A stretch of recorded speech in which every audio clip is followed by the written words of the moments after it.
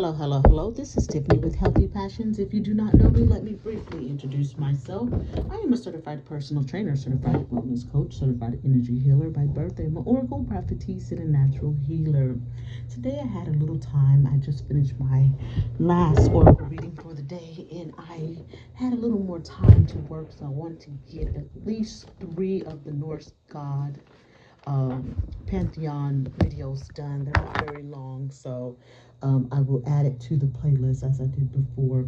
Once this is complete, we'll go to. I'm assuming we're going to go to Greek mythology. I don't know, wherever the Most High tells me to go, I'll go. But for now, we did start with the Norse gods. All right, so the last one we finished was Thor. So we're going to go with Thor's wife, which is Sif. Sif, all right? So Sif is a goddess of the earth and over fertility and harvest. She's married to Thor, the god of thunder, and is usually depicted with golden hair or a golden headpiece. Some scholars believe that Sif's golden locks are meant to symbolize fields of golden wheat.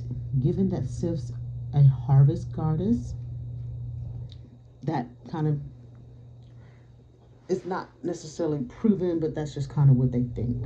All right, so together Sif and Thor are considered a divine fertility couple, as both of them are connected to the fertility of the earth and of the people.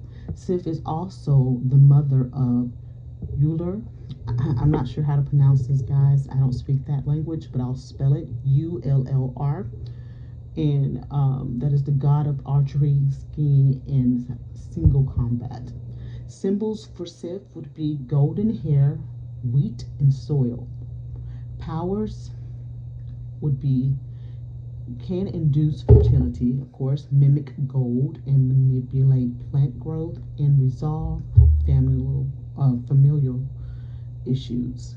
Mythology stories, just a general brief synopsis. I'm not going to go too detailed. I just think the Hebrew Israelites should know who our enemies' gods are. So I'm just going to do a brief synopsis of each one and just leave it there. So Sif had her golden hair cut off by Loki as she slept. She was gifted a golden headpiece by Loki to amend for cutting the hair, and then attempted to calm Loki at a gathering of the gods, played an important role in the Icelandic celebration of the summer. So that is just brief synopsis of her mythological stories. All right, so how is Sif honored? Not necessarily worship, but how is she honored today? And is she an ally or an enemy of the Most High Yahuwah and his people? All right, so Sif is honored by many people and groups by incorporating Sif's honor or worship in rituals for harvest, seeking her blessing for suitable forming. This is done seasonal as an observance. Also, Astero, I think that's how they pronounce it, is an old Nordic religion worship of Sif by offerings made to her to wish for prosperity and good harvest. Sif would be considered an ally when it comes to the lowercase g gods of Yahuwah and his people, but just like Thor, although he's an ally as well, just like Thor, she's a child of the fallen angel, so therefore would be a part of the bloodline that is not allowed to into paradise when they pass. So it's the bloodline that they're a part of. That's the issue. Whether they're decent or not decent, it is what it is. They weren't meant to create that bloodline, so it was something that was abominable, and that would be honored. So